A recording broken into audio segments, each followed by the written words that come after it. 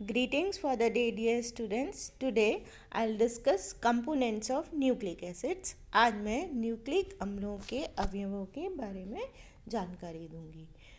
Nucleoprotein conjugated protein होते हैं, संयुग्मित प्रोटीन होते हैं जिनमें न्यूक्लिक एसिड प्रोस्थेटिक समूह के रूप में होता है. ये समस्त जीवित कोशिकाओं के नाभिकों में या न्यूक्लियस में पाए जाते हैं.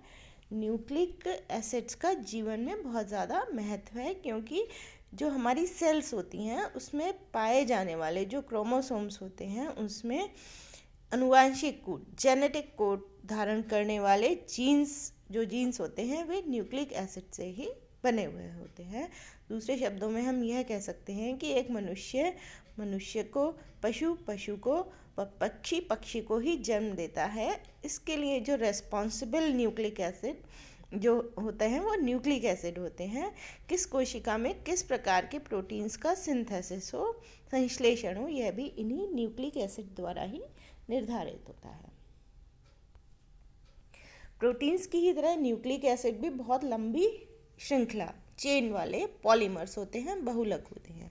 विभिन्न न्यूक्लिक एसिड्स में चेन की प्रमुख कड़ियाँ या मेरुदंड या बैकबोन तो समान होते हैं, लेकिन इनकी लंबाई व साइड चेन्स में जुड़े हुए विभिन्न ग्रुप्स की प्रकृति व क्रम, उनकी नेचर और सीक्वेंस का अंतर होने के कारण करोड़ों किस्मों के न्यूक्लिक एसिड बन जाते हैं. जिस प्रकार प्रोटीन्स में बैकबोन के रूप में पॉलीएमाइड व पॉलीपेप्टाइड चेन होती है, उसी प्रकार न्यूक्लिक एसिड्स में पॉलीन्यूक्लियोटाइड चेन होती है.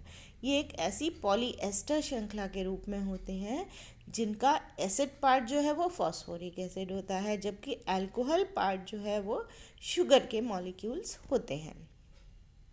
प्रत्येक शुगर मॉलिक्यूल किसी बेस के साथ जुड़ा रहता है, अतः किसी पॉलीन्यूक्लियोटाइड चेन को हम नीचे दिखाए गए डायग्राम के रूप में प्रदर्शित कर सकते हैं. इसमें हम देख रहे हैं कि शुगर के साथ बेस जुड़ा हुआ है और जो फॉस्फोरिक एसिड है वो शुगर के साथ जुड़ा हुआ है. इस प्रकार एक न्यूक्लियोटाइड इकाई के कुल 3 भाग होते हैं.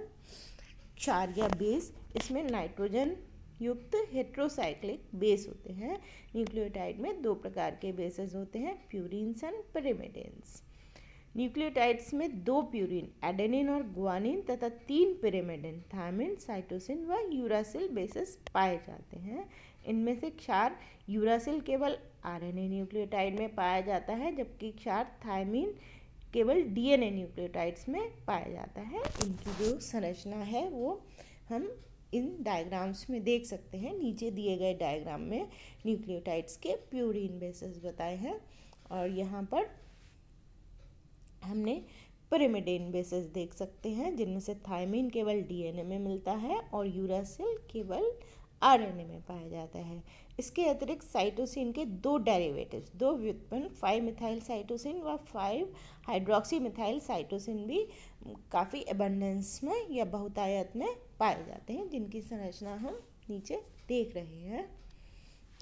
इनमें ऑक्सीजन युक्त बेसेस इन कीटो लैक्टम के रूप के साथ साथ इनॉल या लैक्टिम रूप में भी पाए जाते हैं. उदाहरण के लिए यूरासिल निम्न 2 रूपों में पाया जाता है. इसमें कीटो और इनॉल दोनों रूपों का आपस में सामने दिखाया गया है. कीटो फॉर्म को हम लैक्टम फॉर्म भी कहते हैं और इनॉल फॉर्म को लैक्टिम फॉर्म कहते हैं. सेकंड जो इसमें अवयव पाया जाता है वो है शुगर, न्यूक्लिक एसिड या शर्करा. न्यूक्लिक एसिड में पाए जाने वाले शुगर्स 2 प्रकार के होते हैं, डी राइबोज शुगर और D2-डीऑक्सी राइबोज शुगर. जिनमें न्यूक्लिक एसिड में शुगर राइबोज पाया जाता है उन्हें राइबो न्यूक्लिक एसिड या आरएनए कहा जाता है, और जिन न्यूक्लिक एसिड में 2-डीऑक्सी राइबोज पाया जाता है उन्हें डीऑक्सी राइबोज न्यूक्लिक एसिड या डीएनए कहा जाता है. 2-डीऑक्सी पूर्व लग्न या प्रीफिक्स लगाने से तात्पर्य यह है कि राइबोस की स्थिति 2 पर OH समूह के स्थान पर हाइड्रोजन समूह है, अर्थात OH समूह का ऑक्सीजन परमाणु गायब है. शुगर मॉलिक्यूल फ्यूरेनोज रूप में पाया जा सकता है. यहाँ पर हम राइबोस और डीऑक्सी राइबोस की संरचना देख रहे हैं. यहाँ पर पोजीशन 2 में ऑक्सीजन मिसिंग है डीऑक्सी राइबोस के अंदर. शुगर समूह के C1 के साथ बीटा बॉन्ड द्वारा बेसेस जुड़े रहते हैं. तीसरा कंपोनेंट है फॉस्फोरिक एसिड। न्यूक्लियोटाइड के एक अणु में एक शुगर अणु, एक बेस और एक फॉस्फोरिक समूह निम्न प्रकार से जुड़े रह सकते हैं। यहाँ पर हम देख रहे हैं कि सेंटर में हमने पेंटोज शुगर दिखाई गई है जिसके C1 से बेस जुड़ा है और इधर दूसरे एंड पर इसमें फॉस्फेट जुड़ा है। उदाहरण के लिए एक न्यूक्लियोटाइड एडिनोसिन मोनोफॉस्फेट की संरचना को हम यहाँ पर नीचे दिए गए चित्र में देख सकते हैं। एक बेस जो है वो शुगर इकाई को न्यूक्लियोसाइड कहते हैं। एक बेस और शुगर मिलकर न्यूक्लियोसाइड बनाते हैं, जबकि एक बेस शुगर और फॉस्फोरस एसिड इकाई से एक न्यूक्लियोटाइड का निर्माण होता है। उदाहरण के लिए एडिनोसिन, इसमें राइबोस प्लस एडेनिन एक न्यूक्लियोसाइड है, जबकि एडिनोसिन डाइफॉस्फेट या ADP, इसमें राइबोस, एडेनिन और 2 फॉस्फोरिक एसिड यूनिट्स मिलकर एक न्यूक्लियोटाइड है। फॉस्फेट समूह के द्वारा कई न्यूक्लियोटाइड परस्पर फॉस्फोएस्टर बॉन्ड द्वारा संयुक्त होकर पॉलीमर चेन बनाते या पॉलीन्यूक्लियोटाइड का निर्माण करते हैं।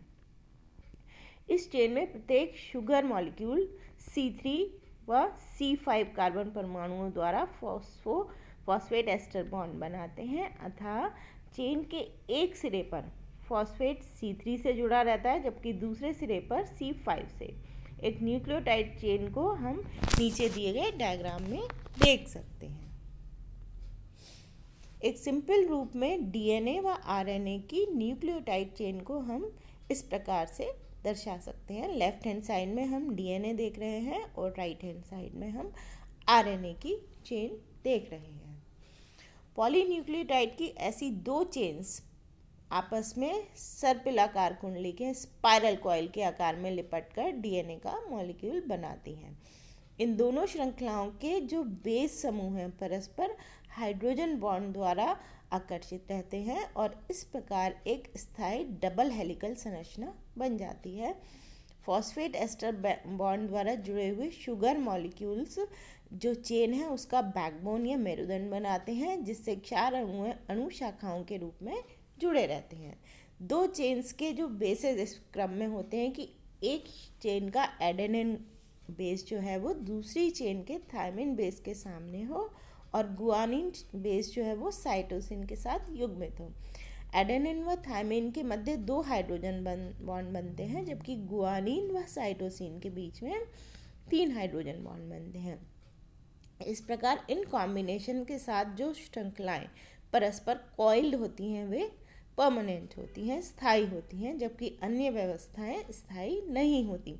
अतः DNA की एक चेन को दूसरी चेन का कॉम्प्लीमेंट्री मानते हैं